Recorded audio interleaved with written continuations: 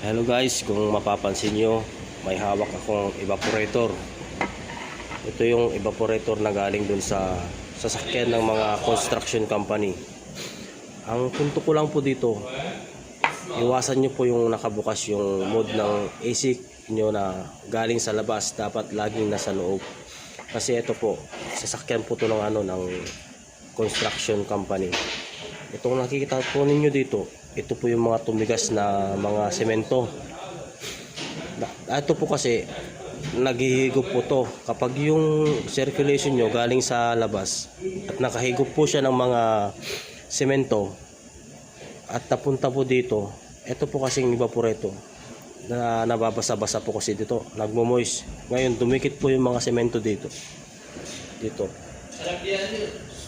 Yan, dumikit po yung mga semento dyan na galing sa labas na nahigop ng aircon at tumigas po dito.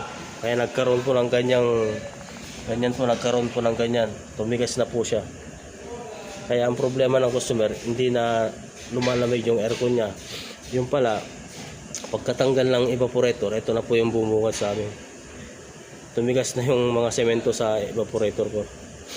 Yun lang po, paalala ko na lang po. At lagi na rin po magpalit ng mga AC filter at laging naka-set yung AC circulation nyo sa loob lang po ng sakyan. Yun lang po, maraming salamat po.